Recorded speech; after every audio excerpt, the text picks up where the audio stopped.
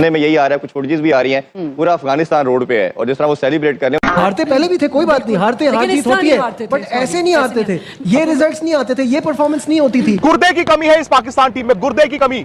जिस टीम को यह नहीं पता उनकी ताकत क्या है, उनकी कमजोरी क्या है, जिस टीम को यह नहीं पता कि अगर वो तारिक के साथ आए थे उसको तो 11वें ओवर में ही गेंद करानी है, क्यों? क्योंकि किसी ने लिख के दिया हुआ है। तो हमारे प्लेयर्स मेरा ख्याल है कि माइनर टीमों के खिलाफ बहुत अच्छा खेलेंगे, लेकिन जैसी बड़ी टीम आ जाएगी, थोड़ी सी ट्रिकी विकेट आ जाएगी तो ये नहीं खेल सकते, कोई स्किल नहीं है। आज मुझे वो बातें याद आ रही है जो एशिया कप में सूर्या कुमार यादव ने कहा था कि कौन सी राइवलरी खेले जा रहे हो। मजाक हो गया पाकिस्तान क्रिकेट यार, कि आप खेल ही चले जा रहे हो, आपको कोई पूछने वाला नहीं। और इस परफॉर्मेंस के बाद तो मेरा ख्याल है सबके जिसे कहते हैं ना कि मोराल काफी लो हो जाता है जो देख रहे होते हैं, बिकॉज ये पहली बार नहीं हुआ, it's been happening again and again and again. So disappointing performance from Pakistan. Problem Amna ये समझने की है, अभी जो कामरान ने भी बात की और जो हमारे देखने वाले भी नहीं समझ रहे ना, स्किल का मसला है। स्किल आपका ये कह देना कि मेरा उससे होगा मुकाबला, जब आप केपेबल नहीं है तो आप केपेबल नहीं है, तो स्किल्स वालों को ले आए ना, तो वो अभी है ही नहीं ना सिस्टम में। और जिस तरह से हम बात करते हैं ना कि कुछ सालों में खत्म किया गया है, आपके सिस्टम को बर्बाद किया गया है, चलती हुई चीज को खराब किया गया है। पाकिस्तान ने 1 तारीख को जो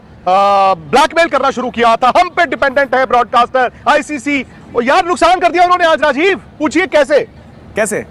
अरे ब्रॉडकास्टर कह रहे हैं ये टीम तो पूरे 20 ओवर नहीं खेली।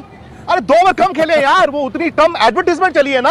अब ब्रॉडकास्टर को देखना होगा, ये पाकिस्तान की टीम तो पूरे 20 ओवर भी नहीं खेलती। जब भी इंडिया के साथ हमारा मैच होता है तो साइकोलॉजिकल मेरा ख्याल है बहुत ज़्यादा इनके ऊपर है। ये सारी जो पिछले जो टूर्नामेंट्स में जो परफॉर्मेंसेस चल रही हैं वो उसका बैकलॉग भी चल रहा होता है। बाबर आजम की वो जो सीखा ही नहीं हुआ उसने स्वीप मारना, तो माइंड क्या काम करेगा वहाँ? जब स्किल ही नहीं है आपके पास तो स्वीप कहाँ से मारेगा? ईशान किशन ने स्किल इंप्रूव की हुई ना, कैसे मार रहा था? बिल्कुल इस विकेट पे इस स्ट्राइक रेट से खेलना बहुत बड़ी इनिंग है। मेरे अंदर इस टाइम ना ताकत है, ना हिम्मत है, ना मोटिवेशन है।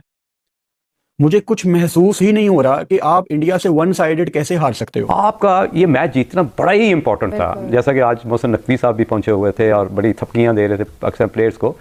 तो क्योंकि जब आप कोई स्टैंड लेते हैं और इतना बड़ा स्टैंड कि आप आईसीसी के अगेंस्ट खड़े हो गए हो और आप बांग्लादेश के साथ खड़े हो, तो इन सिचुएशन में जब आप इतनी मायूस कारकर्दगी दिखाओगे तो हमारे जैसे भी जो एक्सपर्ट हैं उनके लिए बड़ा एक मुश्किल होता है उनको डिफेंड करना। चले हार्दिक पांड्या की बॉल और ये उस्मान तारिक आउट हो गए। ओ भाईजान, ये हालात है हमारी टीम के। इतनी गंदी टीम, एक और मैच हम हार गए हैं। ये हालात हैं जी, ये पड़ी है आपकी एलसीडी, ये पड़ा है आपका मैच। पाकिस्तान की टीम मैच हार चुकी है, इंडिया के हाथ से एक दफा फिर जलील और रुसवा हो गई है। भाई चलती एलसीडी लाइव हमने तोड़ के रख दिया। तो एक और संडे और एक इंडिया के हाथों एक और हार।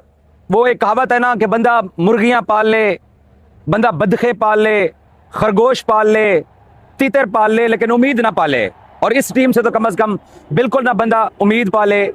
जो टीम अपना पुराना तर्ज अमल छोड़ ही नहीं रही।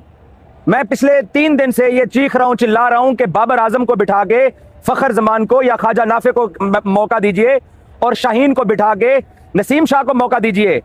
ये दोनों बाबे, वैसे पाकिस्तान की जब भी मॉडर्न क्रिकेट हिस्ट्री लिखी जाएगी तो 2021 में इस पाकिस्तान की ग्रीन शर्ट से जो लोगों की मोहब्बत स्टार्ट हुई थी वो इन्हीं दोनों की वजह से स्टार्ट हुई थी।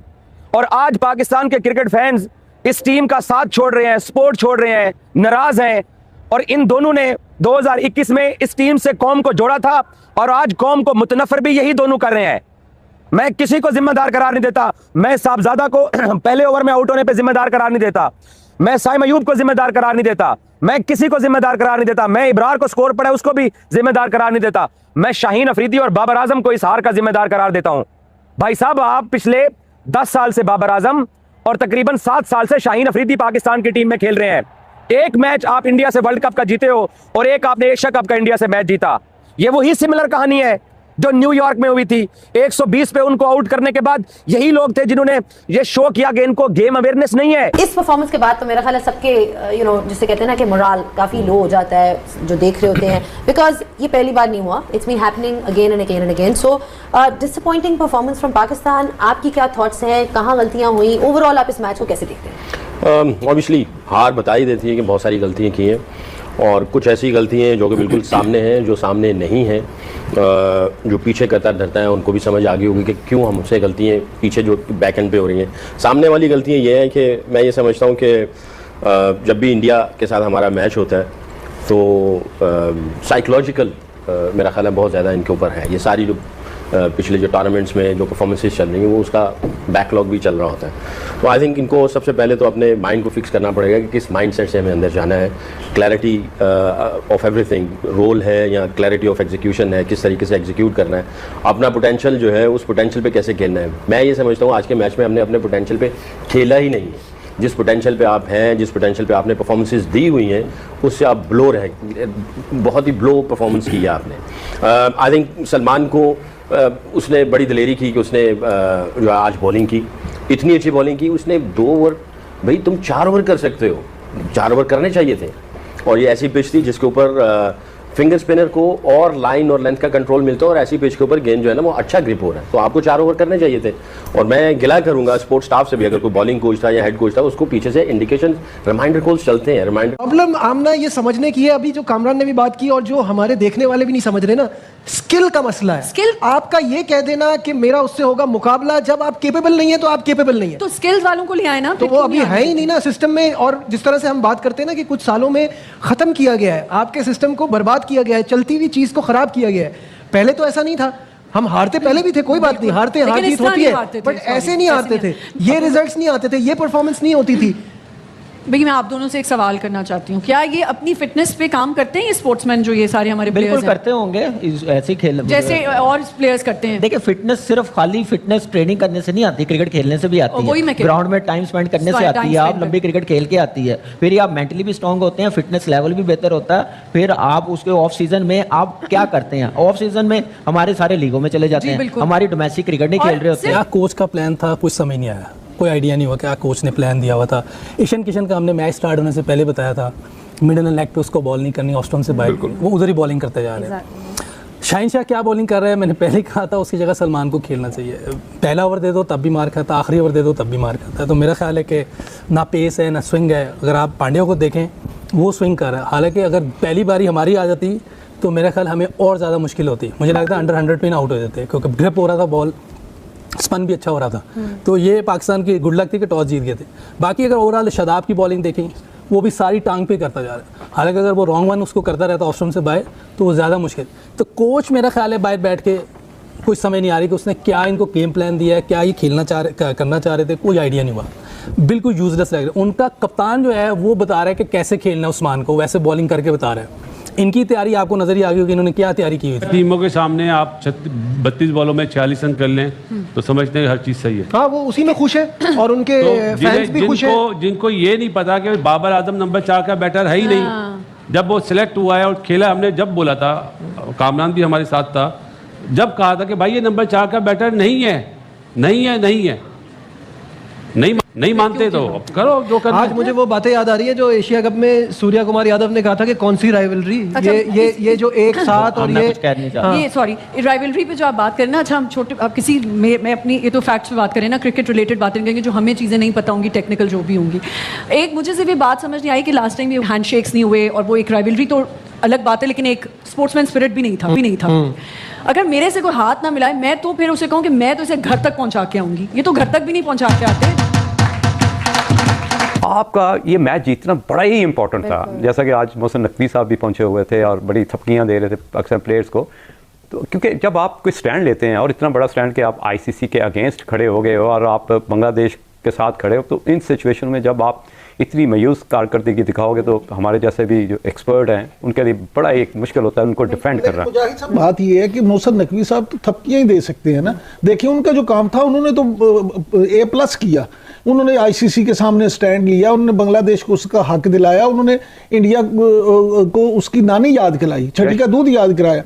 लेकिन अब देखिए मैच ग्राउंड में जाके तो मोहसिन नकवी ने नहीं खेल। तो दोस्तों ये रही आज की वीडियो। दोस्तों भारत ने पाकिस्तान को वर्ल्ड कप के अंदर हरा करके ये बता दिया कि भाई तुम्हारी औकात क्या है।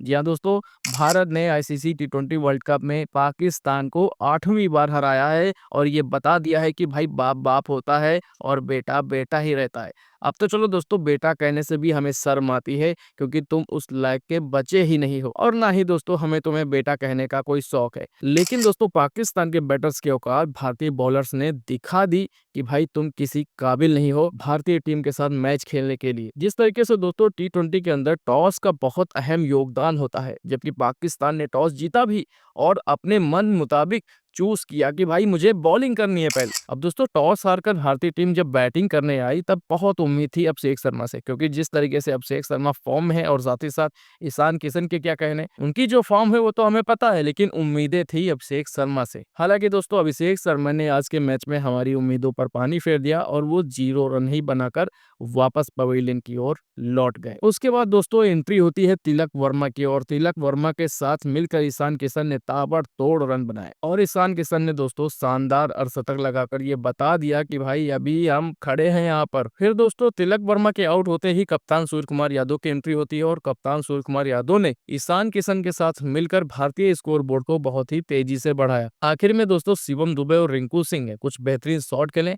जिससे भारत का स्कोर 175 रन 7 विकेट के नुकसान पर 20 ओवरों में बन सका। भारत द्वारा दिए गए दोस्तों रन का पीछा करने उतरी पाकिस्तान की टीम की शुरुआत वैसे ही हुई जैसे हमेशा होती रहती है, क्योंकि दोस्तों हमारे बॉलर्स के सामने पाकिस्तान की टीम कभी टिक ही नहीं सकी और यही हुआ दोस्तों। पाकिस्तान की टीम लगातार पावर प्ले में उसके विकेट गिरते गए। अपने ऊपर दोस्तों डॉक्यूमेंट्री बनाने वाले पाकिस्तान के अंदर साहिबजादा फरहान पहले ही ओवर में वो चलते बने। उसके बाद दोस्तों पाकिस्तान के विकेट लगातार गिरते गए और भारतीय बॉलर्स ने पाकिस्तान के बैट्समैनों को कोई भी साझेदारी करने का मौका ही नहीं दिया।